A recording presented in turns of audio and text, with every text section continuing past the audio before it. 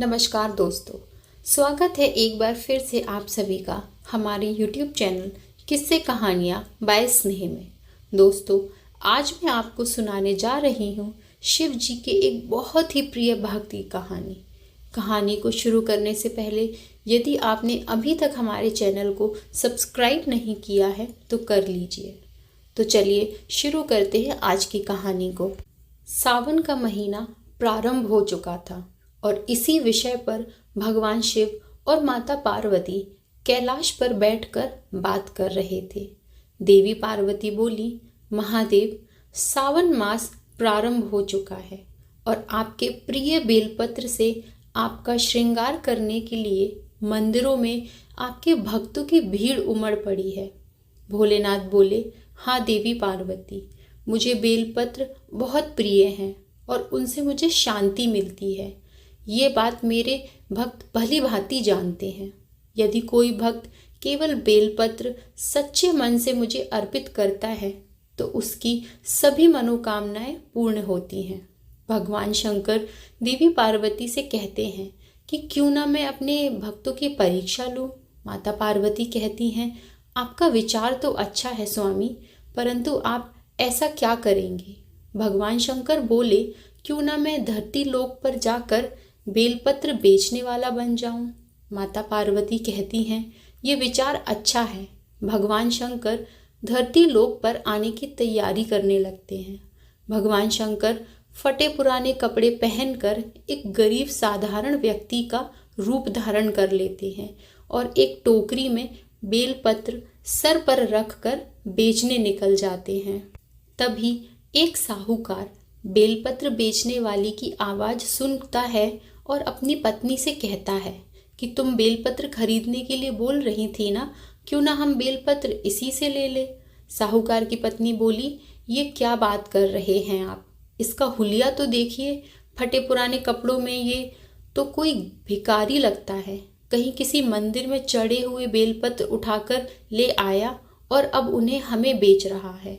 गरीब व्यक्ति बोला, नहीं बहन, ये तो एकदम ताजे पेड़ के टूटे हुए बेलपत्र हैं, ले लीजिए ना आप। साहूकार उस व्यक्ति को धुतकारते हुए कहता है, एक बार कह दिया ना नहीं चाहिए, जाओ यहाँ से। शिवजी तो रूप बदलकर अपने भक्तों की परीक्षा ले रहे थे, पर अनजान मनुष्य उन्हें पहचान ही नहीं पा रहे थे।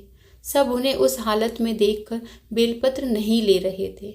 तब भगवान शंकर ने सोचा कि लगता है मुझे किसी मंदिर के सामने जाकर बेलपत्र बेचने पड़ेंगे, शायद वहाँ कोई भक्त इन्हें खरीद ले। शिवजी बेलपत्र का टोकरा उठाए शिव मंदिर के बाहर बैठ गए। एक दुकानदार जो कि पहले से ही मंदिर के सामने अपनी फूलों की दुकान लगा के खड़ा था, शिव रूपी व्यक्ति को गुस्सा करते हुए कहता है, ये अपना टोकरा उठाकर जा यहाँ से, मेरी दुकानदारी खराब मत कर। शिवजी बोले, भैया मैं तुम्हारी दुकानदारी कहाँ खराब कर रहा हूँ, मैं तो एक तरफ बैठा हूँ और देखो मुझसे तो कोई भी बेलपत्र नहीं खरीद रहा, सब आप ही दुकान से ही ले रहे हैं।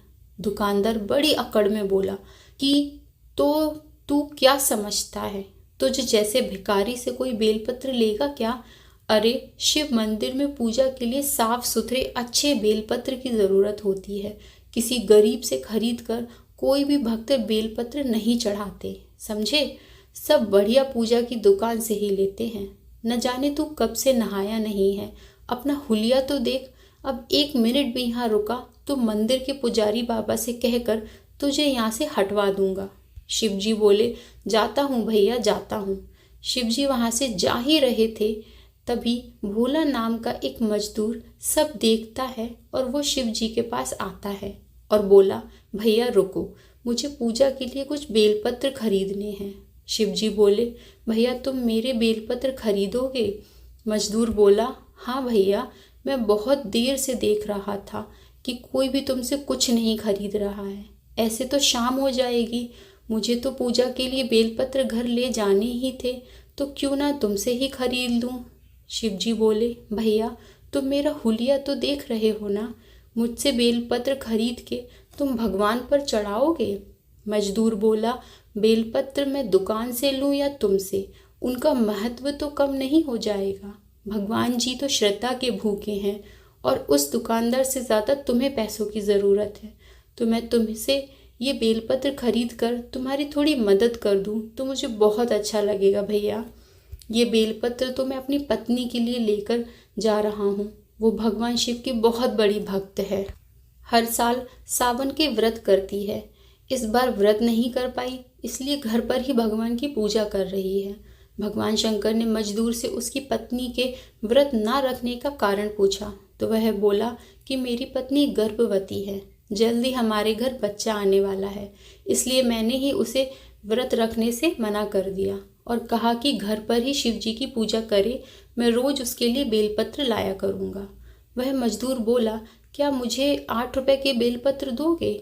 मैंने भोग लगाने के लिए 10 रुपए की बर्फ़ी खरीद ली, अब मेरे पास 8 ही रुपए बचे हैं। शिवजी बोले, अरे भैया तुम ये सारे बेलपत्र ले जाओ, मैं तो बस घर ही जा रहा था, अब कल ही बेचने आऊँगा, तुम कल मुझे इन बेलपत्र के पैसे दे जाना।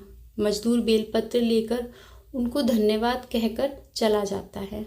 मंदिर के बाहर बैठा दुकानदार उन पर हंसने लगा और बोला, पहले ही ये भिखारी है और उस पे मुफ्त में बेलपत्र दे रहा है।